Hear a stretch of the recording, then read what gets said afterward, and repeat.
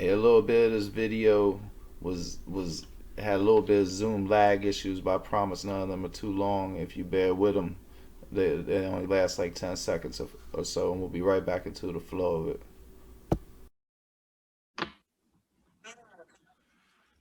What up, world? It's your boy Mark Waldo Ward, Big Fact Show. Today I'm joined by two very special guests, Mr. 1204 and Poddy Ali. Yeah, yeah. Yeah, it was How good. y'all doing tonight, fellas? Man, I'm good. I'm good. I'm blessed to be here, my guy, for real. Chilling, chilling, chilling. You know what it is. All right. Well, before the show, Poddy Ali is a man of many hats, and he was about to explain to me. He's going to tell me a story about that kind of explains what he does. So I was like, shoot, let me start recording. So go ahead, brother. Why don't you tell me the story about being a manager? All right, what's good, man? I started off as like a concert promoter in college, and then a lot of artists started asking me, could they pay to get on stage? You know what I mean? It was a new concept to me. I didn't know what was going on with that. I just was worried about the concert money. So it went from that to, hey man, can you manage me? So then once I moved back to Michigan from Illinois, because I'm originally from Chicago, I started getting into management, and I saw that it was hard for me to get my independent artists on the FM radio. So I became a radio personality to make it easier, and it kind of went from there. Kind of blew up a little bit from there. I got a celebrity show called The Game, where I just interview celebrities, and they tell everybody how they get signed and all that. So And now you're working with Zaytoven and got multiple radio shows. yeah, I'm pretty much I got with Zay and them Roland, his manager. I interviewed, I think Wyclef or somebody like that, and then I think they saw it or something, and then um, I reached out to them, and we kind of got Zay on there. We did an interview with Zay, and then from there we started developing a relationship.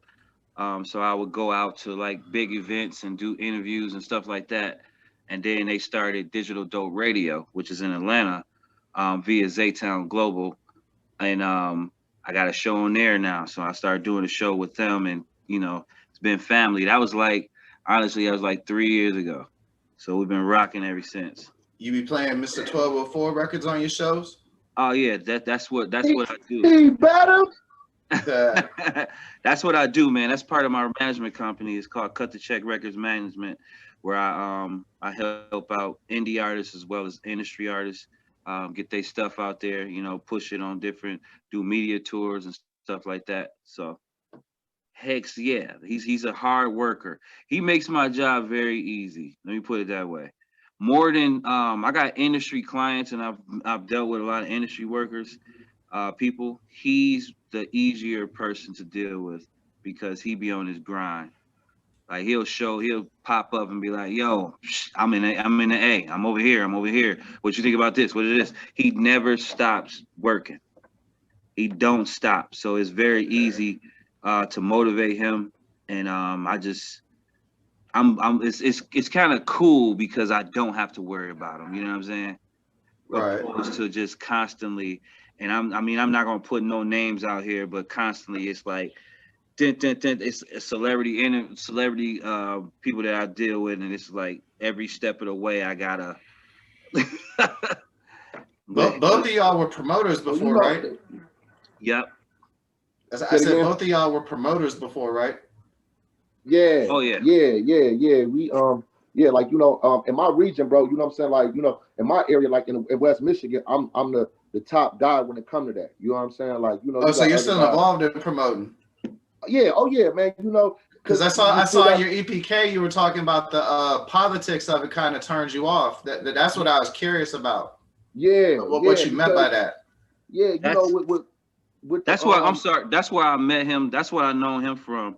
He's like the number one guy when you got a party or something. He's the number one host that West Michigan go get. And I just for my listeners, if y'all don't know, Western Michigan, the state of Michigan in itself is an underrated market. Oh yeah. With CD sales in the 90s and the 2000s, many labels typically did their second best numbers in Michigan. Right. MC Breed was one of the unifying forces of hip hop culture. Michigan definitely doesn't get its just due, but if you're one of the top promoters there, that's a hell of an accomplishment, brother. So shit, salute. Oh yeah, Oh yeah. yeah, bro. He used to get it popping. Yeah, and that really all that shit just stemmed from, you know, we as an artist you wanted to really make it, and you wanted everybody to hear your music, but you also know you needed some money. You know what I'm saying? So that's what that shit started from. Like, you know, it was always the music first for me.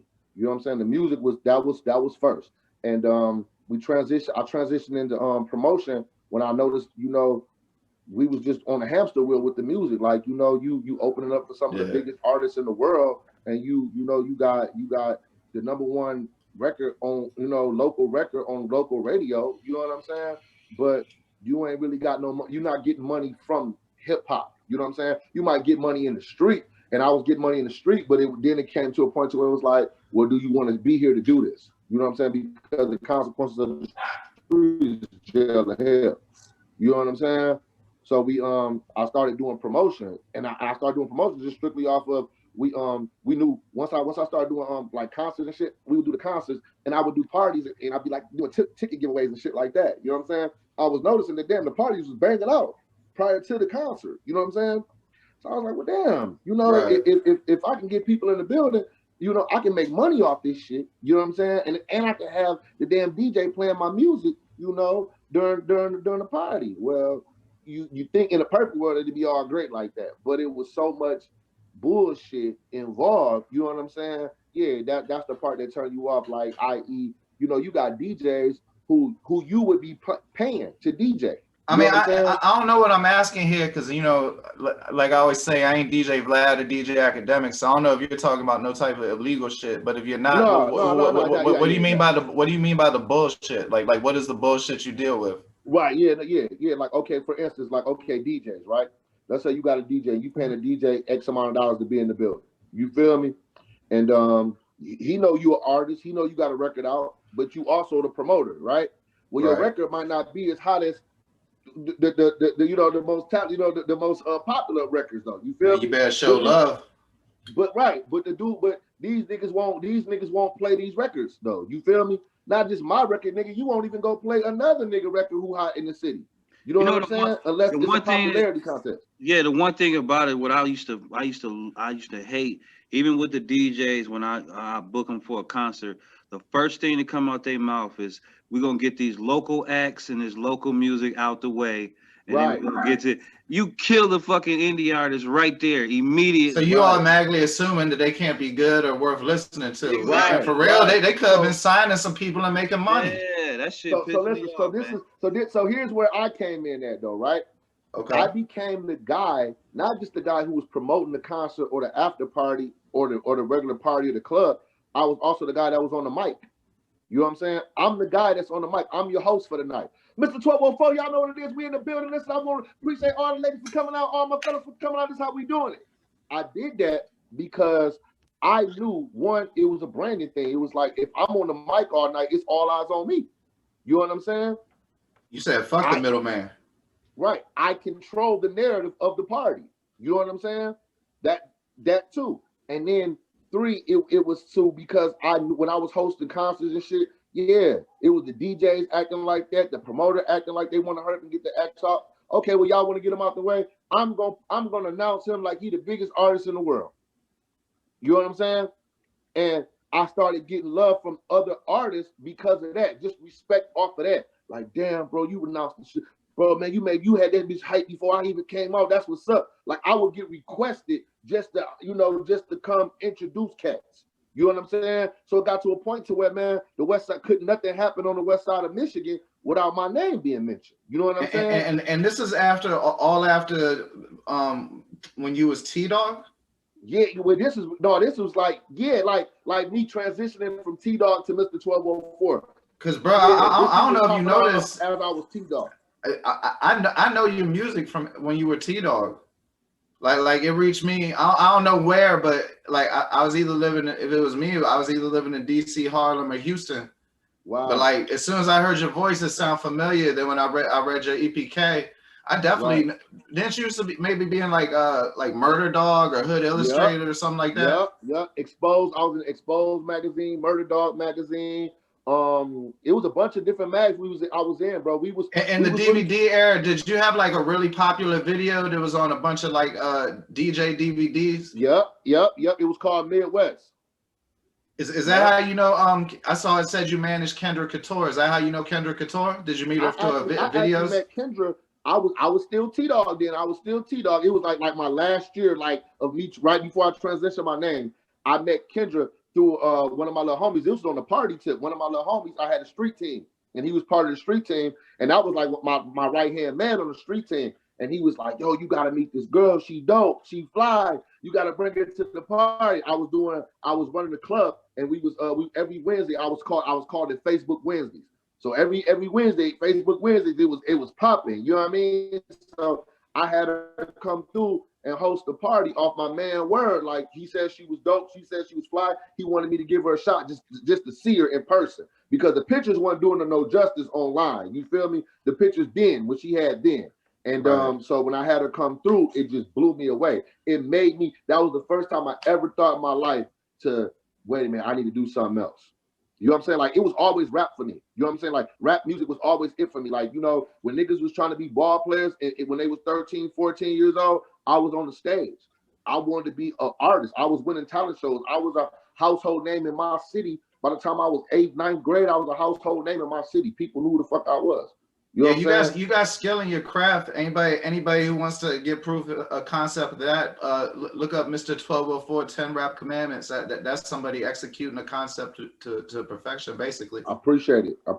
Yeah. But just now you was talking about doing different things, and again, man, you had one of the most impressive EPKs I ever seen. So shout out to whoever did that. EPK is an electronic press kit, and it says something about your clothing line. And, you know, I do my research, and you actually, you know, everybody says they have a clothing line, but you look like you have actually a viable clothing line that's moving units. Oh, and yeah. I want to ask you about that, though, since everybody thinks they can do it. What are the real challenges of doing it at the proper level? Oh, man. As far as the clothing line? Yeah. Oh, man, you know, the fabric. Trying to get the fabric right. You know what I'm saying? Because everybody think you can just go grab the t-shirts or the sweatshirt or whatever kind of shirt, right? I can just go grab a shirt. No, it's different kind of threads to these shirts. It's different kind of cuts to these shirts. You know what I'm saying? And you got to know what you want to, how you want it to feel and flow on you and the people that want to represent what you got going on. You know what I'm saying? So that was one of the biggest challenges for me, and knowing that product in hand is key. You know what I'm saying? Like, people love to do the Shopify and have things online, you know, like, you know, doing the one-stop shop to where they can just order online and then get shipped right to them. Yeah, that's cool. You know what I'm saying? But it ain't nothing like having a product on hand, like popping the trunk and having your line right there and showing people, so because seeing is believing. Feeling is believing. That when they can see it, touch it, and they can see you actually, you know, and see themselves in it, boom, you got them. You know what I'm saying? And from there, it's word of mouth. So yeah, the biggest thing with me, the biggest challenge was really just like knowing my cuts and knowing the design, man, because and knowing the sizes. Yeah. Because what I do is we streamline that shit, bro. I partnered up with some cats in Bangladesh, and how you meet cats in Bangladesh? We got, man, listen, I actually had a fucking 9 to 5. I had a 9 to 5 like 2-3 years ago. I had a 9 to 5. I went and grabbed a job. Promotion shit was cool, but it was like, you know what, I need something stable real quick. And he was from Bangladesh. I thought he was just telling me that they got a damn, basically a factory in Bangladesh, and they make clothes. And he was like, look, we're looking for investors. We're looking for cats who want to get down and do this shit. And I told him I already had a clothing line that I was doing, but I really needed a straight up distributor, a manufacturer. So now you're international 1204. Oh yeah. So we got that shit popping, and it just started. It started working out for us, though. You know what I mean? So yeah, we relaunched it this year, like I mean not this year, 2020 during the pandemic. And shout it out. Where can they get it at? Crazy Clothing, man. Right now, man. What we doing is because my website, Mr.1204.com. You can definitely get it from Mr.1204.com for sure. You know what I mean? And just hit me up. I like to hit people up on the Instagram because I want to give them a up close and personal feel of what's really going on. Like, it's more than just the clothing. I send them to everything. I talk to them about everything. Look, check out Kendrick Couture. I send them to Amazon Prime and let them know, listen, we got the movies and you can check out the clothing in the movie. Check out the clothing in the videos. This is something this is more than just a clothing line. This is really our lifestyle. This is how we really live. And this is part of who we are. And we want you to be a part of who we are. You know what I mean? Well, shit. Speaking of sending them to other places, that song y'all sent me to listen to. When's that coming out? What to tell you? It already dropped. It dropped January 1st. Okay, like man, yeah. I really fucked with that. Like you definitely got one there. That's a little bit of a it got like not intentionally trying to be a club vibe, but it got like kind of an anthem vibe. Right. It was funny because me and Poddy, man, big shout out to Poddy because Poddy gonna give you his truth. He don't give a damn how you feeling about it. You know what I'm saying? Now he ain't gonna be brag. He ain't gonna try to be disrespectful or harsh about it, but he definitely gonna give you his truth. And when I sent him that track, he just was like, it just was not grabbing him. You know what I'm saying? And I was like, hell no, like no, you gotta trust me with this. But I told him, I said, what I'm gonna do is I'm gonna give you the whole package. When by the time it's ready to roll out, you're gonna have everything. I'm gonna have a whole campaign to where you ain't gonna be able to refuse it. You know what I'm saying? And one of the biggest things I did was made myself my own distributor. You know what I'm saying? Along with this release, to where we distribute everything ourselves. Like we don't go through TuneCore, we don't go through DistroKid, we don't gotta go through United Masters, none of that. We are our own distribution company. You know what I'm saying? So now you got a fly clothing line, you got great new music, and you don't have to work no quote unquote regular job no more. 100. Man, that's a place to be at, brother. Congratulations. Oh man, I appreciate it. It was scary with this pandemic going on, but it was dope at the same time because that's when we got to see all those other things. Was like at one time they were side hustles. They were just like, we were working towards those to make those the main hustle. Well, when the pandemic hit and they shut everything down, those became the main hustle because everybody ran to the internet. And everything we do was off of, basically running off the internet and being virtual and digital. So where you could, one press of a button, you could see everything we had going on. So when everybody had to sit down, boom, you know what I mean? And like right now, I tell everybody, because we don't be doing a lot of interviews, and I was like, yo, right now, bro, me and you, we probably wouldn't, because I'm sure you be busy. You know what I'm saying? Your platform, you got a dope platform. You know what I'm saying? And not saying that my music wasn't good enough to be on your platform, but at the same time, you got other people you could be entertaining. You would have been entertaining had the world just been moving. You know what I'm saying? So our chances of meeting would have been a little bit slimmer, but because of the pandemic and it slowed shit down, I'm able to do my thing and be able to come holler at you and be like, yo, what's up? You be able to see my shit like, oh, okay. No, dog fly, let's link up, or however it go down. You know what I'm saying? So that's kind of profound, brother. And when I hear things like that, I gotta go a little deeper in the well. Can you tell me another profound insight you've had about your life personally since things have slowed down and you've had this chance of reflection you just spoke of? Like I guess the biggest thing with me was like family, bro. You know what I'm saying? Like I really had to because like it was holidays and shit that we was doing, like, when you a promoter on top of being an artist and everything else that we doing, during the holidays. You know what I'm saying? Whether they partying, whether that's they your main money season. Yeah, you know what I'm saying? That's really money season. So because everything was shut down during the holidays, I got to sit down with my family and really be able to enjoy, different shit though. You know what I'm saying? Like last year, like this year, like during the pandemic, like it wasn't, New Year's Eve wasn't popping. You know what I'm saying? So you with your family. You know what I mean? So it's popping in a different way. Right. 4th of July wasn't popping. You know what I'm saying? Like that shit was over with, type of shit. You know what I'm saying? Like you did, motherfuckers let out some fireworks outside, but as far as gathering and all that shit, because of COVID, it was hard. You know what I'm saying? But because you was with your family and your intermediate family, man, you got to reflect and really be like, okay, this is why I'm building. This is why I'm working. This is why I'm trying to reach these goals, because I'm trying to take care of these people right here who love me the most. You know what I mean? Yeah, man. I always love when people turn tragedy into triumph. But Poddy, one thing I want to ask you, when you're looking at submissions for your show or new music, who's some of the people that you're excited about seeing new music from? Pretty much it's like I get flooded with so much music because like with every label that's out there, Interscope, Sony, everybody like that, they want their artists to get interviewed by me. So I get like so much submissions. But I'm still old school, man, and I'm biased, man. I look for Nas, you know what I'm saying? Like I do like Lil Durk. I do like the energy of NLE Choppa. I love Young Dolph. Like, you know what I'm saying? I like the spirit he brings. You know what I'm saying? I like people where you can hear it in their music, where they you know what I mean, it's natural. It's no push or gimmick or anything like that. So whoever, I mean, whoever, because it's so much music and it's so saturated out there. You have no idea.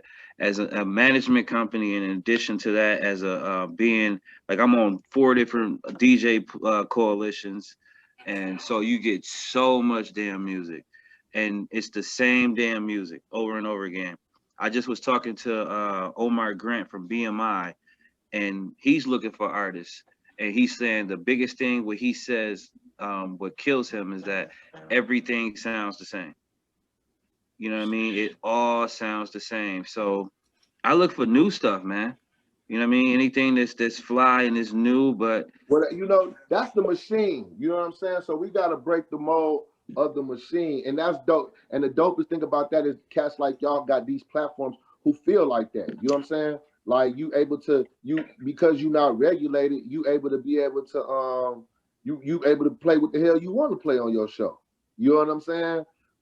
My man, on this podcast, he able to talk to who we want to talk to and sit down and provide the platform. So that's the dopest part about this, because the machine damn show pumping through the same 22, 30 songs on radio. You have to, in FM radio, a lot of artists don't, you have to meet certain requirements where it's like, yo, bro, you got to play these songs because it's just popping and it's what it is. And you know what I mean? So I get that part of it. As far as like, it just needs to, some kind of change up. Like, cause it's always this, right? Like Lil Baby's popping right now. So you're going to get 7 or 8 other artists that sound like Lil Baby. You know what I mean? So you're going to get that. Like when the Baby was popping, you're going to get 8 artists that sound like the Baby. What artists don't realize is that if you be different and do what you do, man, that's when you're going to get known and seen. Like I said, a lot of these people, a lot of these labels, they really do go on these internet and they really do be looking for stuff. They really let's talk about the good of it though, because I know you got an extensive music knowledge and history in music.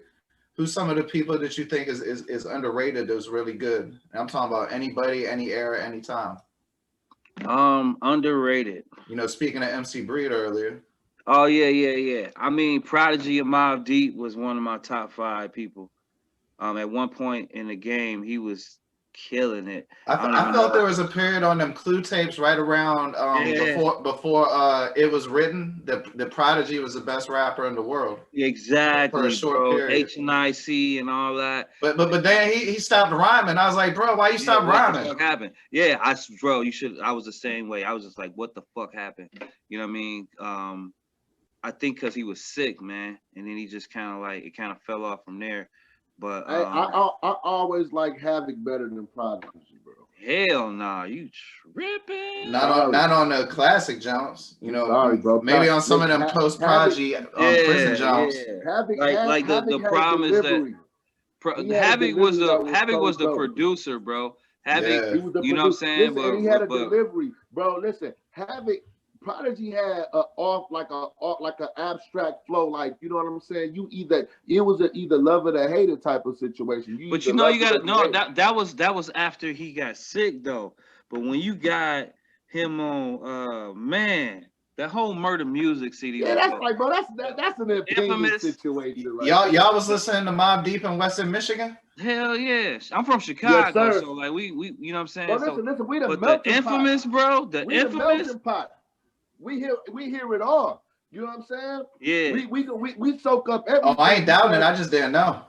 Yeah, Oh yeah, hell yeah, yeah. yeah, yeah. We soak it all up. Like Grand Rapids. Grand Rapids is like the fucking the last borough. Yeah, it's At one crazy. point, Yeah, Grand Rapids like was heavily influenced by East Coast music for a long time because of the affiliation with Live Dark Now and the Wu-Tang and, you know, Willie and, you know, so that whole I didn't even make that connection. That is true. Yeah. See, I know about like the yes, bro, Dayton so- family and MC Breed, so I think of them were more West Coast and Southern cats, you know? nah, yeah, that's you because had you them thinking coming from about Flint, Detroit. you know what I'm saying? And Yeah, then you had the Detroit got South. that kind of Cali sound. Detroit got that Bay Cali sound, or stuff like that. But like in But this Patty, area, I definitely know about the old Chicago rap, you know, like Do oh or Die yeah, and all that, it's a Speeding Out whole other. Mobsters, Psychodrama. Oh man, so But then you gotta think though. You gotta think a lot of people who come up from Chicago, who in Chicago and little areas and little cities that like around Indianapolis and Ben Harbor and Muskegon and things like that, Like bro. Gary Those and all smaller that. cities, they come from the South, so they heavily influenced by the South. You know what I'm saying? So Southern music is heavily influenced too. Like Gucci and Jeezy when they dropped, bro, and T.I. when that shit first came out, bro, that was in those little pockets. Those were Was y'all jamming Nappy Roots? hell yeah.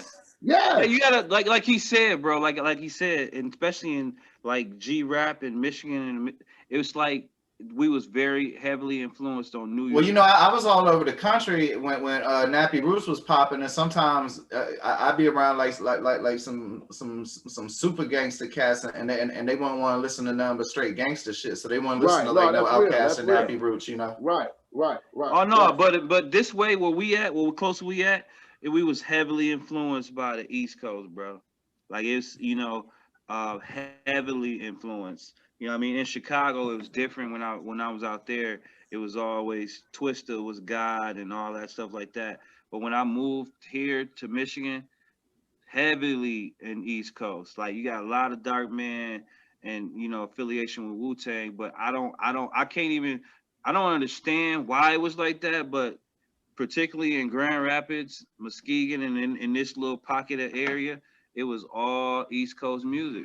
Like we was heavily into it. Was cats rocking like Wu-Tang t-shirts and all that shit? Oh yeah, yes, Tim boots, Wallabies, all that shit. Like he said, it was a whole nother borough.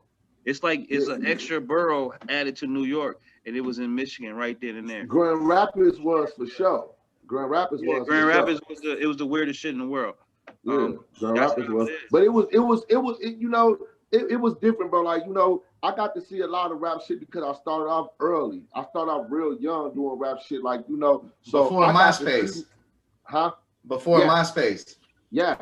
I never fucked with MySpace. I didn't like MySpace. I remember when they first introduced me to my MySpace.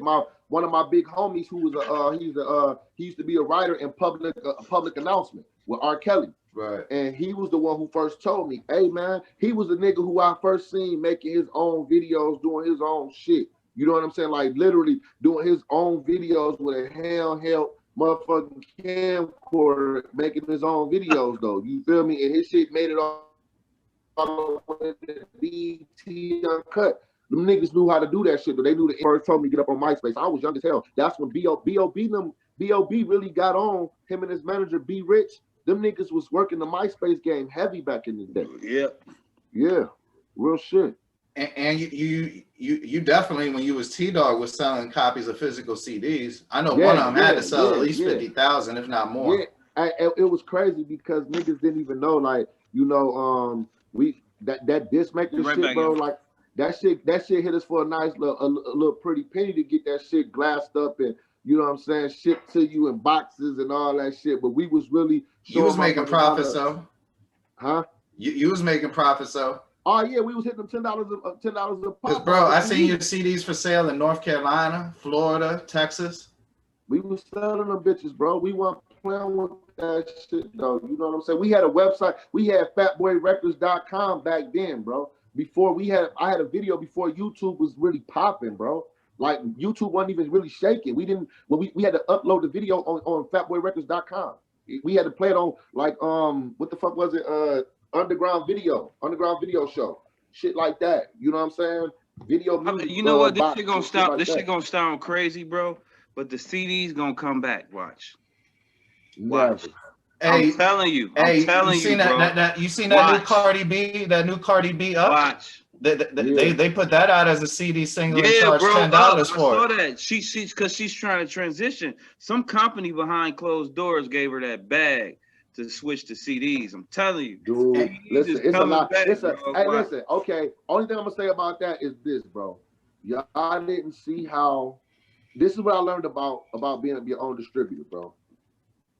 And I'll say this: it's a lot of you gotta get through a lot of red tape.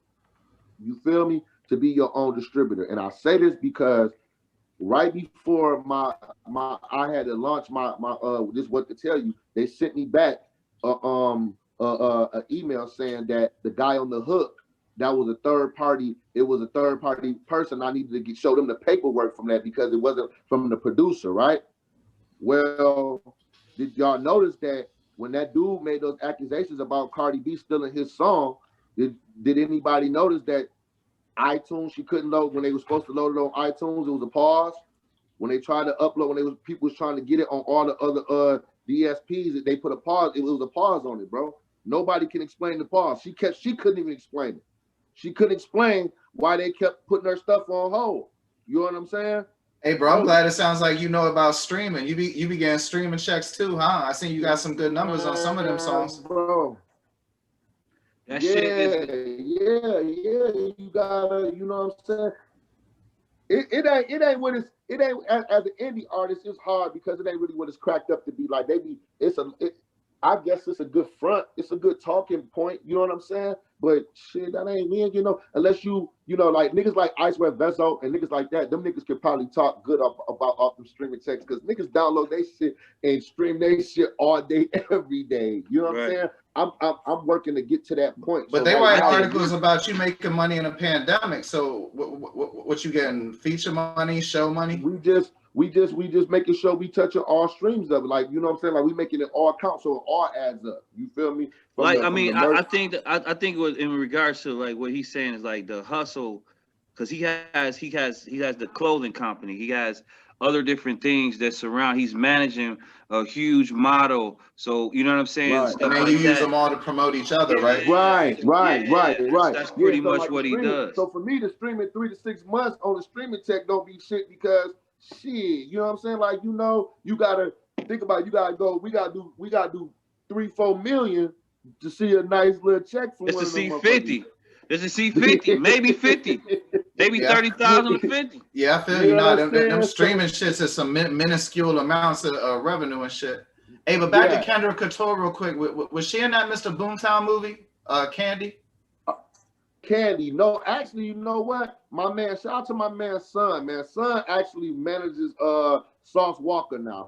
But they actually did want her to be in that movie, but she was not in that movie. She's actually in the movie Circumstance and First Lady 1, First Lady 2, and she'll be in First Lady 3. That all of those are on Amazon Prime right now. Yeah, shout out Son. Yeah. My man Son's in the pocket. You gotta hustle with this stuff, man. Like I mean. And I think that's what the main thing that what I look at 1204 for in his music speaks that, like, you know what I mean? That's what I think that the audience should gravitate towards, because he's talking to you how to get it this way. He ain't talking about blowing nobody's brains out or doing nothing like that. Yeah, this hustle music. It's all hustle of motivational music, man. Yeah. Hustle of motivational music, bro. Yeah. You know, and you know, every now and then we create a bop. You know, like my man, what you say, Mark? We didn't make it intentionally to be a club song. It turns into it. Yeah, because it gets you amped a little bit. You know what I mean? Yeah. I appreciate it. Yeah, shit. man.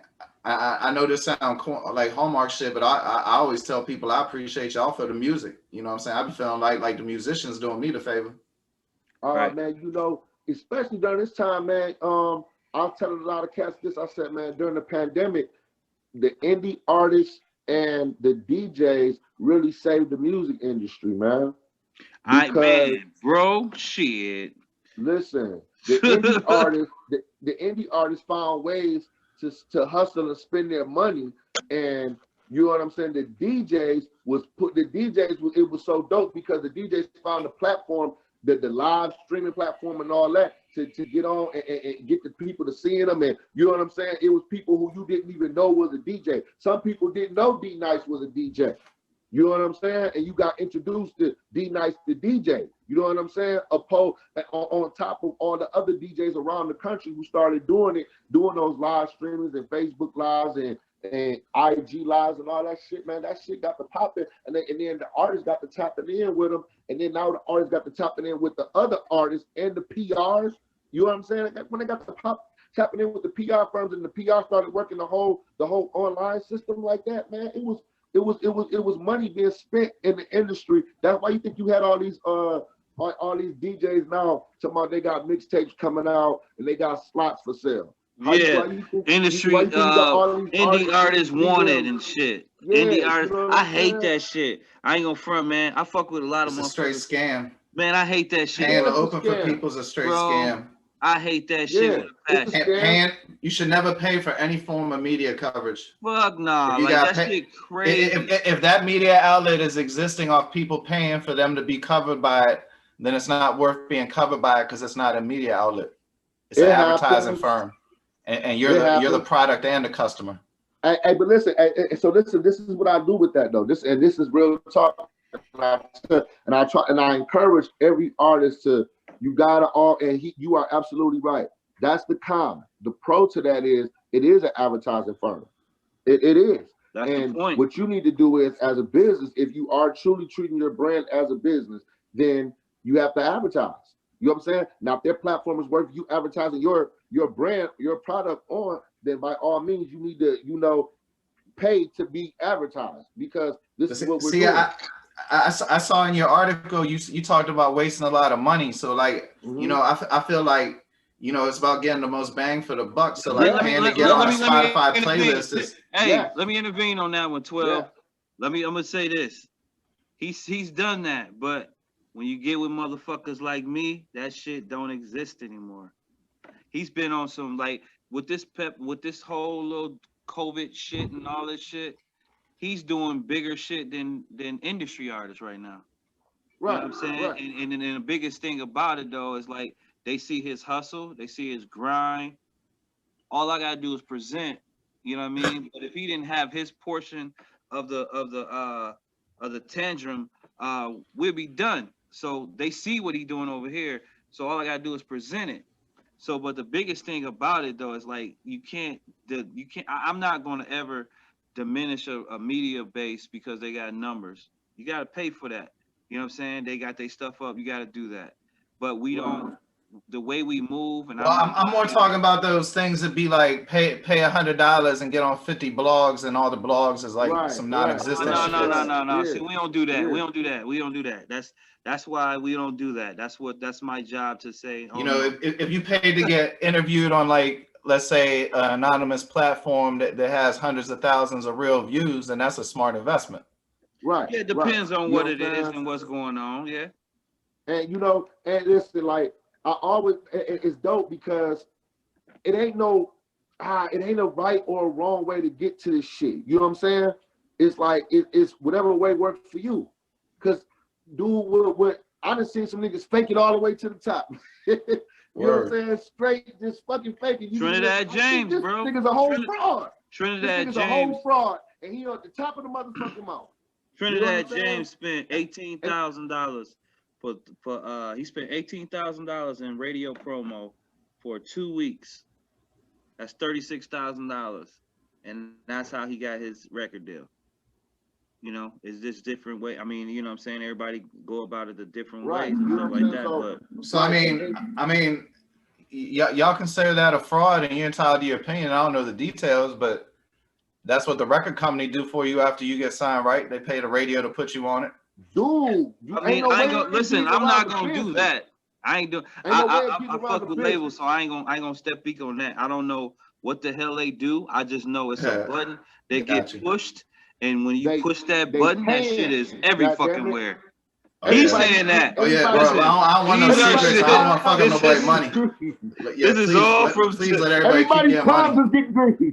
This is all from 1204. I don't know what the fuck he's talking about. Hey, listen, everybody's palms is getting greased. I mean, a dry engine don't work, right? Man. He said somebody, and I'm gonna put it this way. Like, honestly, man, this is the one biggest misconception with a lot of indie artists is that they don't understand that you have to have a budget. It's so fucking hilarious. Man, I got the hottest thing, man. You know this person, I'll be like, bro, you don't understand. That's irrelevant. Nobody's moving without no bread. Can you think of one person that got on just by being nice and demonstrating it? I mean, like, hell no. Well, like, I can think of two. Bone, because they left where they lived and was homeless in front of the Ruthless Records office every day and ran up on Easy and rap for him. Right. Yeah, see, it's this different shit like that. And then Eminem with that rap Olympic shit off his last little check. Like, you got to think about, like, what Soulja Boy, right? And everybody like, well, Soulja Boy and Chief Keef got on off of well, that might be off nice off being on the internet. That might be off nice making good songs. Yeah, I'm just saying though, my biggest thing, I'm just reverting back to Soulja Boy got some good songs though. Shout out Soulja. Yeah, I'm just reverting back to what 12 Big Soulja. Like different strokes Draco. for different folks. Everybody following the same damn fucking format when all you gotta do is just go fucking hard. It's that simple. Go hard. Quit. Y'all know about Wale? Huh?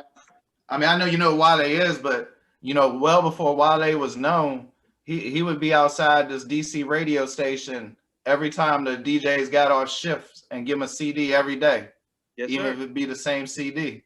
And then go to every open mic in DC. Look what Ludacris did. Right. Ludacris did the same shit. He became a radio personality and said and was playing his own shit. Dude, this is listen by any means. Like motherfuckers, you know what I mean? It's that pocket, man. You know what I mean? It's whatever you need to do to get on. It's right, and which goes back to what I was saying was everybody's path is different. You know what I'm saying? Yeah. It's like raising a child. It's really no handbook to raise a kid. You know what I'm saying? Right. Everybody gonna raise the kid differently. You know what I mean? Everybody got their own beliefs and ways of doing it. One thing for sure, two things for certain. You ain't gonna get shit if you don't work. You don't get shit if you don't be consistent. You know what I'm saying? And if you want to be at the top of the mountain, that requires a certain degree of separation that only those at the top understand. Real shit. Like you have to isolate yourself from people. You have to isolate yourself because they're not on what you want. Yes. Everybody can't get there. Everybody can't get there. That's a different type of elevation. Real shit. You definitely do. It's a whole nother level to this shit when you're dealing with, and you can see it. You can see the environment and the people you deal with. And indie artists, they stay the same mentality wise and stuff like that. That's why when they get around certain people and certain things, they tend to fuck it up. You know what I'm saying? You have to elevate your goddamn shit. Man, body ass crazy. I'm sorry, bro. You gotta elevate your fucking. You gotta elevate your brand and everything like that, man. Without saying the name of the artist, can you tell me a story about somebody who fucked it up around somebody? Okay, I ain't gonna front. I'll tell you, I don't give a fuck. Shit. I'm not gonna say the artist, but like I had an incident in with Roland and Zay and them, like that's like my family, right? So so it's like if I'm coming down to the A, I'm gonna always check in with them. You know what I'm saying? Because then it'll be like, bro, what the fuck? You ain't even say hi to me. You know what I'm saying? So I ain't gonna front. I had these certain artists, and I tried to prep them before I got there. I said, listen, I don't know who's gonna show up at, it's Zay, is Rolling, we got a bunch of different things going on. So I don't know who's gonna show up, but don't be no fucking groupie. and don't fucking act like somebody supposed to give you a record deal on the fucking spot. What the fuck your problem? Don't do it like that. So not even gonna front. That shit went out the window. Yeah, I've seen that one before. That shit went out the motherfucking That train is window. never late. That shit went out the window. These niggas went. These niggas. What was they going for the selfie? What was the move? Passing the CD in the first 5 minutes they there? Oh my god! Videotaping shit, passing CDs, taking pictures. Hey, like, can I get a drop, fam? Can I get a drop, nigga? The worst thing you could do is walk into a spot and you walk in there, you see a bunch of motherfuckers who somebody, a bunch of niggas who doing their thing and getting shit popping, and pull out your fucking phone and act like you know what I'm saying? Like you ain't never been nowhere. Man, that's whack. That's whack on so many levels, because first and foremost, if you in the room, you're supposed to be in the room. right. You know what I'm saying? Evidently, somebody feels like you're supposed to be in the room. Act like you're supposed to be in the fucking room. It's so fucking embarrassing because I try to, like, you know what I'm saying? Even with a client or anything like that, like I try to open up that, like, you know, it's all good. These are my people. And like I was so embarrassed. I was just like, and then afterwards they don't understand that those people that I bring around, they talk about their ass, and then I look fucking stupid. So, right, bro, it was so much going on. They talk about it. Oh, of course they gonna fuck with you about that. Shut up! I ain't gonna do that. Shut up! I ain't gonna talk about. I ain't gonna say nobody's name because that's just not. But I'm just like, what in the fuck did we talk about the whole way down here? Like, I don't even understand. Hey, but what 1204 just said though, man. Hey, you brought up a good point, and even further beyond that about sitting there filming shit on the phone, man. It ain't on you to be going live unless people cool with that, because everybody don't need nobody knowing where they're at all times. You don't know what like I don't want my location known. That's my choice. Right. Listen, every moment don't cost for that. Like you gotta know how to move right. There's rules to moving. It's just the moment. Like, you know, certain I done did shit like been at a spot where okay, let's say the artist, it might not be an artist, let's say an actor. I done been around actors, right? And I'm talking about, these are actors that have been in Tyler Perry movies, that be on the sitcoms, all that. You know what I'm saying? And we'd have been somewhere and shit, they Ubered to where we was at, or you know what I'm saying? And they were like, well, damn, we about to jump in this Uber. I'm like, nah, bro, I got a whip. I don't got too many people in the car with me. Y'all want to jump in? Hell yeah. You feel me? They jump in the whip. We might stop. We go do some other shit. You feel me? That's a moment. You know what I mean? A moment that we are kicking it, we are, you know what I'm saying, we sharing. It ain't for me to pull out my phone and get to taking pictures and trying to, you know what I'm saying? But then you geotagging that shit, motherfuckers coming to rob you and shit. Oh my God, listen, bro. Yeah, that's why I stay right. with that bitch. That's why I stay with that bitch on me. Listen, here you go. No, I'm just fucking with you. I'm just fucking with you, but I'm just saying that. No, dead ass though. Have you seen the Water Boys? Yo, the Water Boys them blew up on remember the little dudes who I bought the waters from at the corner? Yeah, I saw with Meek Mills and shit. Meek Mills. The Meek Mills shit. Niggas that got famous, them little niggas wilding out there.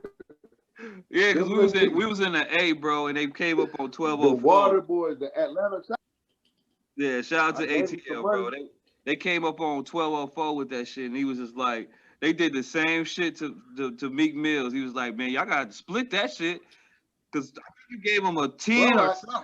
I gave him like $10 for one water. And they was like, he was like, I said, you got some change? He said, that'll do. I said, I bet you will. I said, all right, bro. He go to 10, give me the water, bro. He gonna say, my man's gonna say, man, give me a 10 too. I said, nigga, y'all better split it. What the hell wrong with God? And bro, Atlanta like the wildest place on earth, man. You know, I'm from the DC area. Wild right now, bro. Man, that shit funny. I love it, bro. I love it. Look. I grew up in DC during the crack epidemic, right? Okay. So like I done seen some shit, been down the road, all that good shit. And I made it to the Atlanta Greyhound station one day in my life, and I ain't never seen no shit like that ever. Like you had to pay to charge your phone, you had to pay to go in the bathroom, you had to pay to go in the stall. God, and then I seen this white dude, there's a cop outside, right? And there's this white dude with one of them rolling briefcases, right? And he go to light a cigarette, and the cop tell him like, you gotta go down the street. And he go down the street, and the dude peel off the side of the building like a cat with cornrows and gold teeth and shit. And I'm not exaggerating, no stereotypes. This is exactly what I witnessed. Man, I ain't never see a dude with the cornrows again, but the white dude, he was like a 50-year-old. He come back with nothing. Face bruised up. and the motherfucking cop has sent him down the street. And then he's like, I got robbed. And the cop was like, you shouldn't have went down the street. You should have stayed in the station. I swear to God, in front and then what's the strip club that's in Atlanta that's super popular that they've been talking about since the 90s? What the hell is that? Magic City. Is that? Magic City. Magic City is like across the street from the Greyhound station. Buck Wild, bro. Yeah, nah, like that shit was crazy. There's Bama's out there trying to sell like skinny white kids off the bus, like little aspirant, and telling them it's like them pills to be addicted to. Listen, man, Atlanta's so fucking buck wild right now. I love it though. I love that. But they went hard with it from the rip. Like this shit, crazy as hell. Bro, they don't give a fuck about Corona. They don't give a fuck about Corona. Oh yeah, Corona. Well, I'm in Florida, so that's life for me. I don't think some of these bands have even heard of that shit. Yeah, Corona don't exist in Atlanta, but you know, you still gotta do your due diligence. Like, you know, when I'm in the city, I mask up, I make sure I got my little hand sanitizer and shit. But once you in the building, it is what it is, because now I'm in the building. You feel me? Right. And shit, we all in this motherfucker now. It's like, what you want me to do? I can keep my mask on, but the nigga, he ain't 6 feet away from me. The nigga 2 feet away from me right now. You know what I'm saying? You know what I'm saying? We in this motherfucker together now. You know what I'm saying? So at this point, it's like, you know, if we gonna catch it, we gonna catch it. We out in this bitch. We outside, you know. So I've been outside. I've been fortunate enough to, you know, I'm still out, I'm still alive, and I'm still hustling, and we still going to get it, man. You know what I'm saying? And that's really what it's all about, my dog, for real. Yeah, man, we're going crazy. Staying 10 steps ahead of the competition. Yes, sir. We're going crazy with this shit, man. So that's the biggest thing where I always tell people, man, like, it's a lot of people that's faltering right now because of this damn COVID stuff. If you don't switch your hustle around and get to going, you're done. They might as well stick a fork in you. You're done. You know what I mean? So you gotta get going, bro. Yeah. Y'all seem you like you got that mental strength aspect locked down. You know, everybody don't got that determination. That's admirable. What do y'all look at when you on some I don't feel like doing shit type shit? I don't ever get that shit. Like I'm always like, Word. I bro, like literally when I get like I got bored before, bro, and I was in college. I got bored, and I was going through some shit because I was in college, and I wrote a fucking book called The Perfect Script. So like, You know what I'm saying? Like right now, I'm writing part 2 of this shit. So like my thing is like I'm always creating. It never fucking stops. Where it's just like, hey fam, listen. This is some real shit, bro. Me and Posh, me and Poddy, we done seen each other in passing for years. You know what I'm saying? Doing the same thing. He's managing. I'm hosting concerts. I'm promoting parties. I'm managing Kendrick Couture. I'm doing the music thing. You know what I'm saying? And I knew that if I see him every time I'm doing something, I see him, and every time, you know what I'm saying, he see me, I'm doing what I'm doing, then we both are like-minded individuals. You feel me? So when you just asked the question, like, what are you doing on the downtime?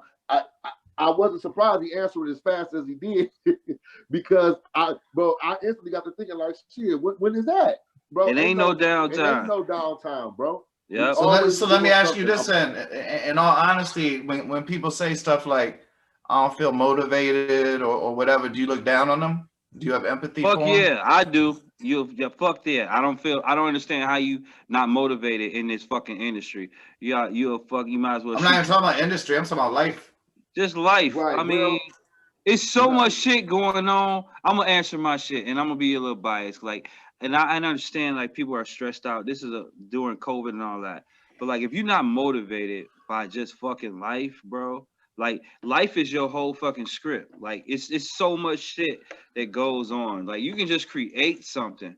So how the fuck are you not motivated?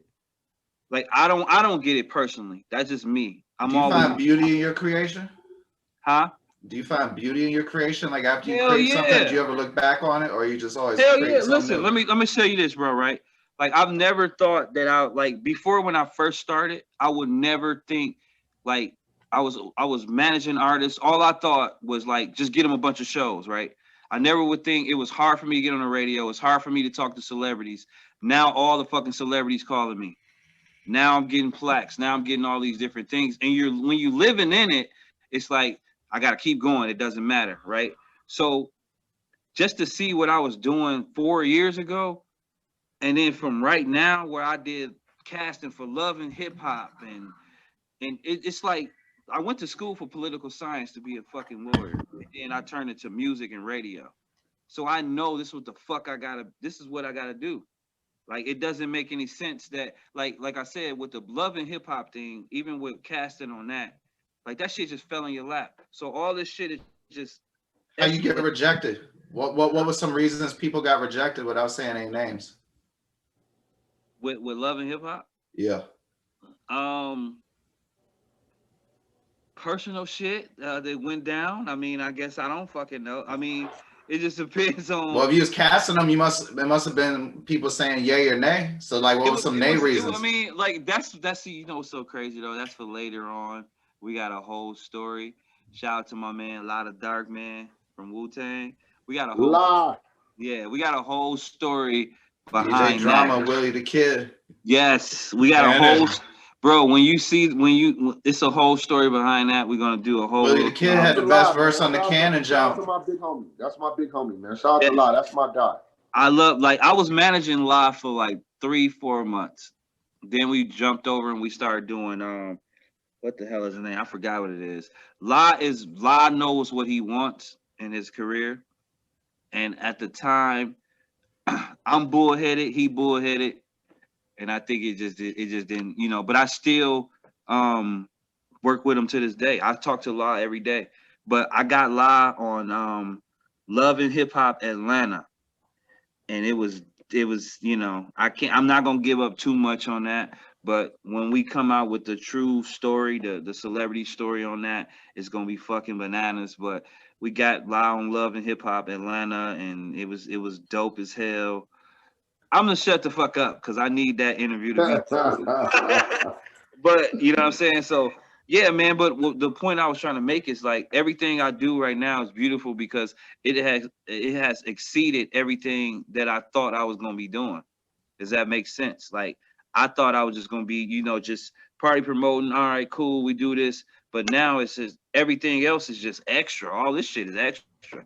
What's some you remember from political science? I mean, everything, criminology, sociology, the mind, like everything in regards to that type of thing. Like school didn't teach me shit, but the structure of school taught me something. Does that make sense? Yeah, teach you how to move through hierarchies. Discipline. Yeah, discipline. Because pretty much I just recycled all my goddamn papers. So it didn't fucking matter. But just the fact of like the matter of like how people think, you know what I mean? Like thinking and observing how people move, it made it so easy for me to elevate in the music industry. Because it's like, I know why he's thinking like that. I know why he's threatened. I know why this, you know what I mean? And my thing is like, everybody has egos, bro, especially in hip hop. That's what it's built on. And you have to be able to maneuver through these egos and attitudes and adjust in order to move up in the ranks and all this shit, because a lot of this shit comes from a lot of favors. If you don't got $1 million budget, bro, you're done. You know what I'm saying? You have to compete with these labels, so you have to join forces with these people, and all of them have huge fucking egos, and you have to adjust to that. You don't much like corporations, huh? I don't like corporations because I don't like what they represent. But I would like to get with a corporation and change it. Like my man from Omar Grant from BMI, where I was talked to, Omar Grant from Rock Nation, the vice president of Rock Nation. I have interviews and I've talked to both of them recently. They don't think like that. Like what I thought what I thought had people like that would talk about. So they're looking to help and change the culture in the way the industry is. The problem is that it's just so much money and there's so much bullshit out there where people take advantage of that. And you know, and I believe in jinns, man. Jinns is like evil spirits that just lurk around and shit and just attach to you and shit. So I believe in DJINS if anyone wants to look that up. yeah, man. So like it's that type of mode, man. But if you get good people in the building, you know, like you got my man 1204, he got good energy, good vibes. Yeah, I'm just trying to, you know, that type of shit. And then you get people like me that's in the industry that the shit would change back to what it was. Everybody was winning back in the day, bro. Everybody was winning. You gotta think about it. All the different fucking crews.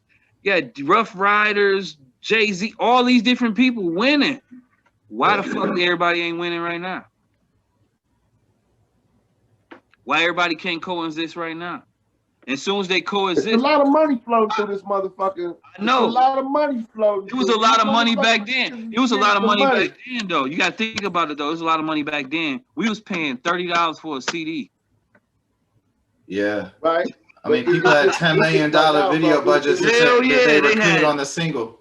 They doing $30 million budgets on this. You know, so I think but right. Check it though, but check it though.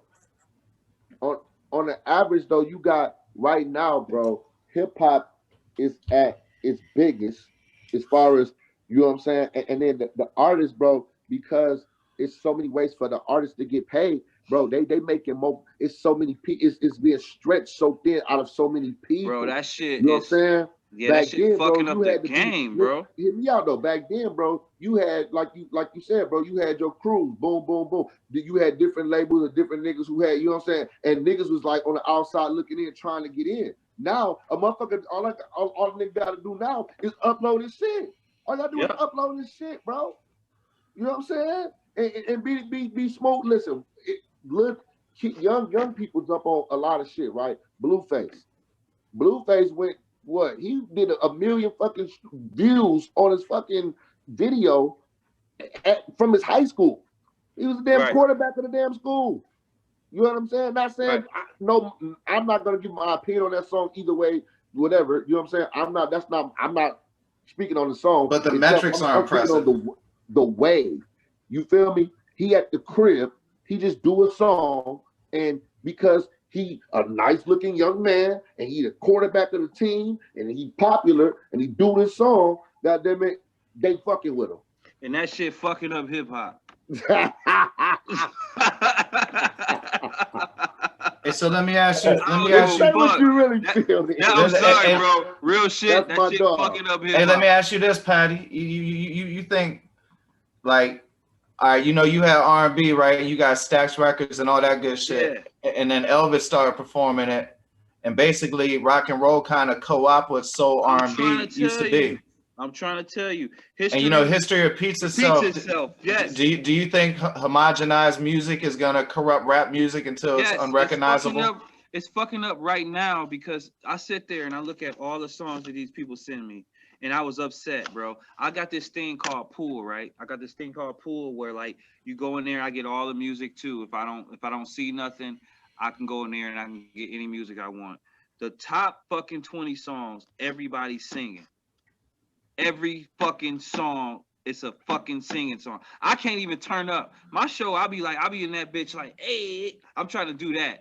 I can't turn up because every fucking song, somebody fucking singing, and it's not no background singer singing. Like I know what you mean. Artists singing. Do you know Chica? Have you ever heard Chica? CHIKA. Now check this out. Now hear me out. Now hear me out. Here's my what I got to say, bro, about that. I truly believe that hip hop in all its essence is way stronger than anything that we've ever experienced when we talk about genres of music. And what I'm saying by that is this. I agree. They tried when they tried to call hip hop a fad, and then they tried to corral and commercialize hip hop in the beginning. in the McDonald's commercials and the Sprite commercial and all that. You know what I'm saying? They were trying to commercialize hip hop. Shout out to the Clips. They got some money for that. Hip hop, but listen, hip hop still found a way to be itself and make them come to them, i.e. the Snoop Dogg's and the, you know what I'm saying? Snoop Dogg never switched how he acted to act, you know, to go to them. They had to come to him. Yeah. You know what I'm saying? Hip hop has always found a way to say, fuck that, we us. Listen, we can say what the fuck we want to say about drill music or whatever, but Chief Keef them did a video. Man, listen. In a damn kitchen. Yes. You know what I'm saying? Yes. With they shirts off, talking shit. Yes, clapping shit. It was the environment. It was showing their name. I get that part. But right now, like, but that's what I mean about hip hop though. It's so strong that every time they try to do, like right now, they're trying to commercialize and mainstream it. Hence the firings of all the PDs, the fucking singing. Yes. You know what I'm saying? And all the shit. Rapping bullshit. Right. On regular radio, right? Well, we talk about the pandemic and shit, right? The pandemic comes through and shifts everything because it puts a halt on the whole industry. And here, boom, wait a minute. and guess what? And you're right. History repeats itself. Who becomes the hero again? The fucking DJ. Yep. Word. No, you're right. You absolutely right. I'm just thinking about in music because rock and roll was the biggest shit ever, right? Yeah, they tried. Rock and roll was the biggest shit ever, right? They did it to that. But hip hop, think about it. They've been trying to do it to hip hop, but they can't. Yeah, they I know that, but man, I'm so fucking scared that like, man, you gonna run my bag out the way because y'all come with this thing and shit. That's why we go get multiple streams, baby. That's why we be all over this shit. You know I'm scared as fuck because I'm like, man, I don't know how long this shit gonna last. Y'all gonna fuck up the whole goddamn scheme. I mean, you still like that. See, that's why I feel like all them West Coast cats get overlooked because YG, Nipsey Hussle, RP, Kendrick Lamar, Schoolboy Q. I feel like Simba, for real, they've been killing it lyrically. Bro, Simba is dope as fuck, right? Dope as fuck. Another artist who dope out here doing this thing that's popping, and you know who really got bars, who really spitting. Yeah. You know what I'm saying? So because that's what I mean. Think about it though. Like you like hip hop was brung on like expression from what we dealing with in the hood and all that. Then we get on these songs and they just singing their ass off, and it's like, bro, I can't even relate to the bullshit. Right. So you know what I'm saying? Because it's not realistic, man. Like how many motherfuckers really got like 5 machine guns on them? Like there ain't nothing wrong with hip hop. There's something wrong with corporations. Motherfuckers putting $30 million diamonds on their fucking forehead.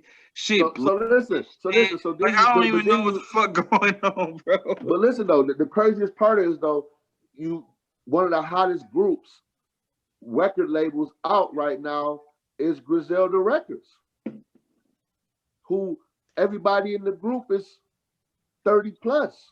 Right. And they dope. And they spitting dope shit. But they about to split up. Are they making dough like that though? They about to split up. Yeah, they splitting up. I mean, you be having, you gonna. Yeah, I already know. I know what you're saying, but I found out they was splitting up. I'm like, what the fuck? They spoke on it, Yeah, right. But I ain't never heard nobody say I got rich off being on Shady Records. Say it again. I ain't never heard nobody say I got rich off being on Shady Records. That boy on some TMZ shit right now. I mean, I'm just saying big facts. Like, if I'm wrong, tell me who said that. D12 got. I mean, shit. I mean, 50 was on Shady Aftermath. Well, I said except 50. Oh, right. I damn sure ain't heard nobody say it in a minute. Yeah, We might. I know some. Shout out Cassius. I know some niggas that shake 45 series shakes 05, so I can't really. Yeah, I'm gonna say, but you know what? It's so many different ways because that's what I be having to tell. I be wanting niggas. I want a lot of people to see different shit. Like, it's different ways in this culture, in hip hop culture, to get that we was getting this money outside of just straight rapping or straight being a DJ, right? So, but it is these DJs who are on this platform who been on this platform for years, who popping, have been on Shady 4 or 5, you know what I'm saying, and been able to get a check, probably millionaires off of Shady 4 or 5. I definitely have the utmost records for the I utmost respect you know what, for that was Shady a 4 or 5. bro, that's dope, bro. That was a perfect analogy, you know of what I'm that saying? 12. And Right. I just, you know, Right. I be wanting a lot of people to understand that, because, like, you Hey, know, well said, brother. Well said. I ain't here to, you know, save no nigga. Damn, look, nigga trying to call me, man. These niggas they thought my damn interview was, so they trying to call me in there. Right. But I'm not saying that you know, I'm not here to save Eminem or say no. That ain't my mission. You know what I'm saying? My thing is I be like to speak facts, because I be knowing that it's a lot of other ways to get this money out here, and really for us to be real bosses out here, and niggas gotta stop thinking one-sided. And one thing we gotta quit doing is always like, yo, what a nigga ain't did, and what the fuck a motherfucker, nah, dog, because there's more than one way to skin a cat. Well, walk me through it a little bit. Like I know you got paperwork on shit. Like, what advice would you give to people that are intimidated with dealing with the people you need to get the proper paperwork, or even like that don't know how about going about how to find these people?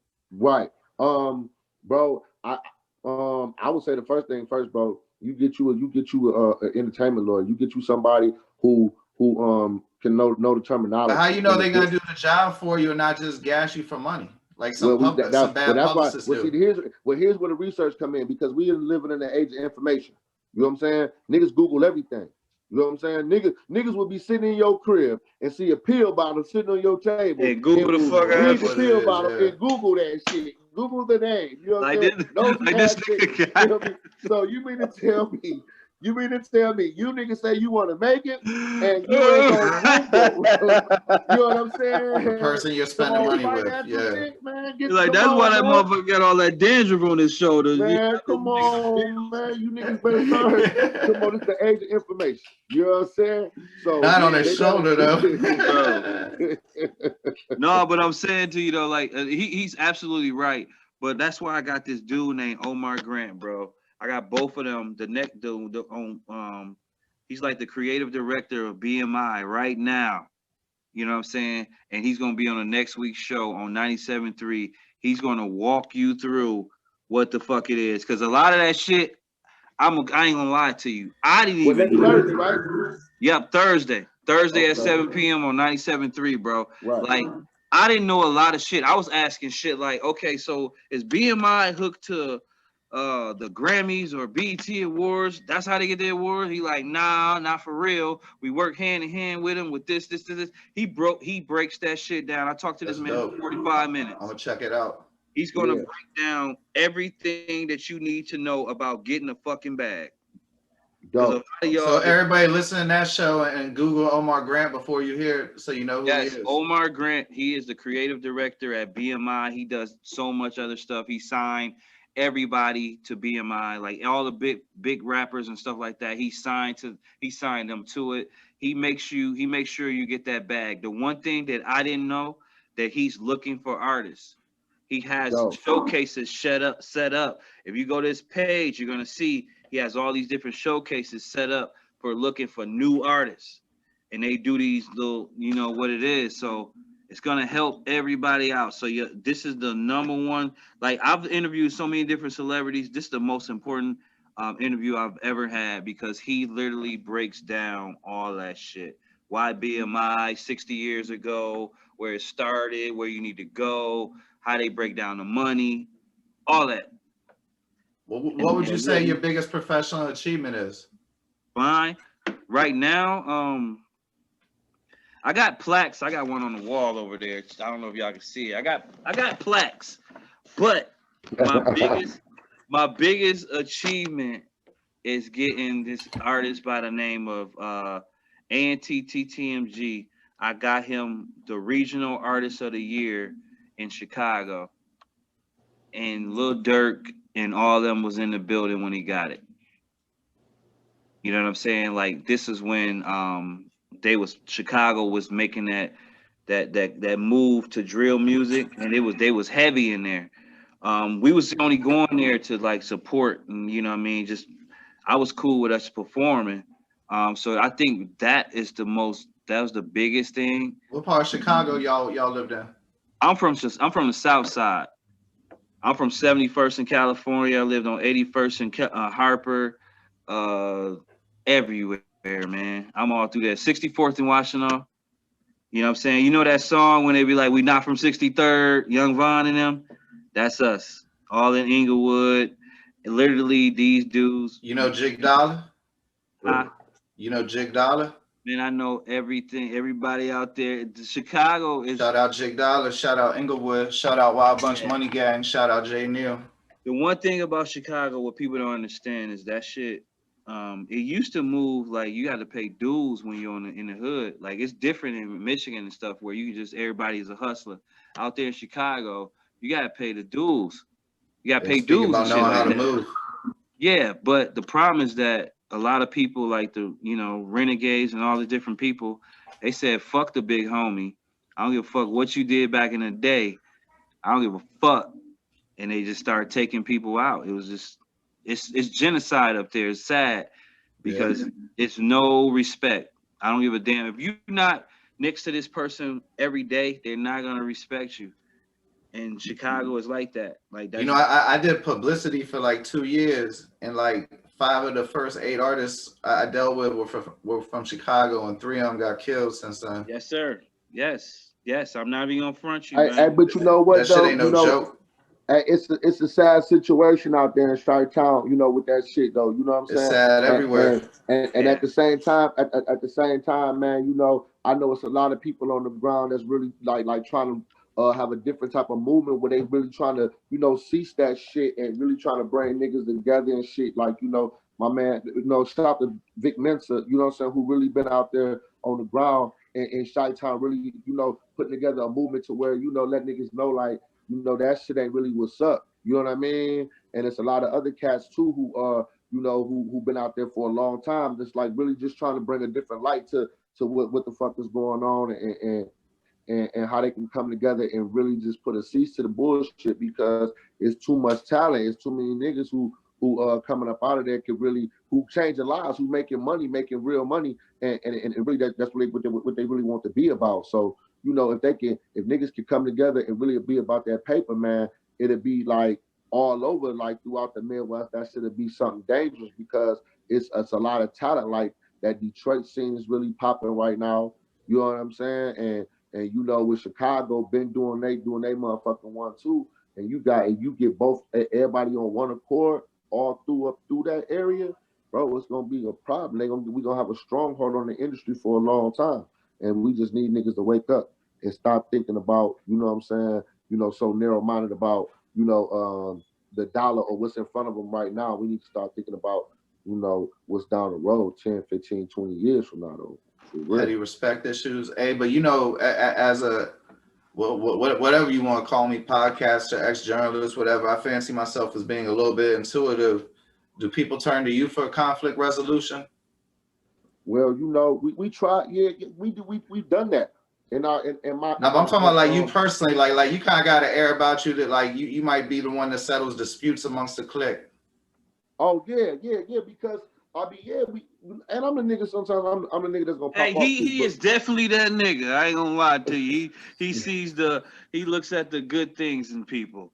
Yeah, because I be knowing that I be seeing the bigger picture. Like, look, bro, it's too much. Like, if I know it's 3 niggas around us, right? All 3 of us probably don't get along, right? All 3 of us probably respect each other, but we probably don't trust each other, right? Well, you don't necessarily gotta trust the nigga to get some money with a nigga. You know what I'm saying? You just gotta know how that nigga gonna get down, and don't let his fucking weaknesses and his bullshit affect how the fuck you can win.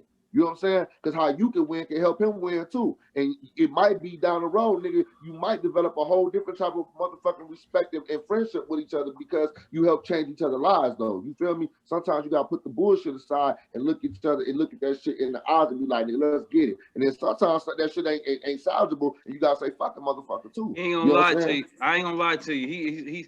He made me realize that. I mean, with a lot of Mr. 1204, like he looks at it like, okay, everybody a team. Let me try to orchestrate. I'm a one-man army, man. I'll be like, man, I can't do it. Let me just, so I don't have to. I'm like, I know what 12 gonna do if I bring him in the building. I know what he's gonna do, you know, and that's all I expect. But anybody else with their bullshit, you never know what that entails, and that can tarnish $1 million fucking deal. Like seriously. Yeah. Like you be like, fuck, damn, you was this close to $1 million deal. You bring this goofy motherfucker in there, and then the shit look crazy. But Word.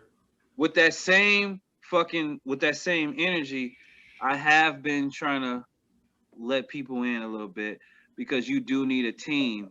But it's so scarce because the loyalty fucking sucks. And it's baby steps. It's baby steps. It is baby steps. See, bro, I give you some advice that never fails, man. Delegate the things to people that will be loyal to their check. Like an accountant will be loyal to his check. Right. You know. Period. That makes sense. That was dope. Period. That was dope. I like that. You know, in a nutshell, that's what how I be approaching certain shit, because in order for me to be a leader and me to get people to buy into what I'm selling and what I'm trying to, you know, accomplish and get people to be on my team, I gotta be able to trust that, you know, anything that I delegate them to doing, you know what I'm saying, they're doing it because they know either we have an agreement that you will get paid X amount of dollars to do your job. You know what I'm saying? But you can't just trust them to do their job. You gotta be able to trust them to know that you don't gotta monitor them while they're doing their job as well. Yeah. Right. And that comes with, you know what's so crazy though? That comes with, I don't have the patience to give somebody that rope. He does, which is dope, because you know what I'm saying, which is dope, and it kind of evens everything out, because I'm like, nah, fuck that shit. It's hard in the hip hop industry though, because somebody can have a good reputation for, like, I'm not trying to keep shitting on publicists, but I know a lot of publicists, and they might be the best publicists in the world, but if they don't put an effort into your song, it don't matter. The price still be the same. Oh yeah, and they do that, especially with indie artists. We were just talking about this the other day. I was talking to Roland, Zaytoven manager, and he was like, the problem, even with him, with us being in an industry like this and tapping in all the time, he like, the problem that I have is that the graphic designers don't do the same work if I call for Zay or for Gucci, but if I call for Joe Blow, they gonna throw some bullshit together. Yeah. That's just graphic designer. That's just like a flyer. Right. And then make you wait for some shit that takes them less than an hour, and you wait like 4 days for the shit. Oh my God, bro. That's for every aspect, bro. Like, if you not, unless you are the Don Dada, you that guy that everybody want to get with, or you, unless you can. What you call that shit? 12 every time we be like, what you be calling it? What with the nigga shit? Yeah. Yeah, they get on the nigga shit every time. They get on the nigga shit. Like, all right, on the nigga shit. You know, everything was good. Now here they go with this nigga shit. Like, what you about to do, man? Like, you gonna take, I don't even play with them now. I just know what it is, because that's come from wisdom. You've been doing this shit so long, and you've been working with so many people in so many different fields. You already know how it's coming. Like, you know. Do y'all have are any of your companies incorporated? Not right now. I got LLCs on all of mine. Yeah. I had a partnership on one, and we changed that to an LLC too. And I got on my shit LLC too. Man, you might want to look in. You know what I've heard was work good for a couple cats? They contact like a community college next to them and find out a way that they can get cats to get college credits to intern for them. Yeah. I just don't be like dealing with the weirdo motherfuckers. I don't know. I gotta tell you. I think there's a pre-selection process, bro. I don't think somebody just show up at your door, you know? Right. No, I'm just saying to you though, bro. I've dealt with. You gotta understand. I've had history with just bringing so many different people and doing that, and it just be like, you know what, man? I ain't gonna lie to you. I'd rather just have 12 cameramen. But as you get more successful, you gotta deal with more people, bro. So like you in this catch-22 quandary, huh, man? Yes, that's the problem. That I told him that we've had several discussions about it. You know what I'm saying? He gonna eventually it's gonna be what it's gonna be. You know what I'm saying? Yeah. So you know, I don't never talk about shit I don't know, and be real with you, I have no idea what the advice for that is. Yeah, I ain't gonna lie to you. I just been so like. That's why cats take Xanax and shit, right? Bro, I ain't gonna lie to you. I'm a lonely thug in this bitch because I be like, man, I can't do it because I like every day like Master P said some shit and it just like was in my brain. He was just like, this is my life's work, and I was just thought about that. I'm like, damn. So when you in it, you don't think about it, but it's like, damn, I do this every fucking day. This is my life's work too. Then. So that's how I've been taking it so serious because it's like, that's all I do is radio, music, artist shit. So this is going to be my life's work when people talk about me. You know what I'm saying? So I have to be like, I got to look at it like that. You don't got like no hobbies or anything like that? Yeah, this ain't nah, bro. This is my hobby. I write books on the side. That's Do you read books?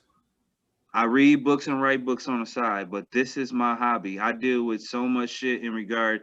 As soon as I wake up, it's music. I get 50,000 texts about from a client or somebody I'm trying to, anything I gotta do to get that man right there, that $1 million fucking check.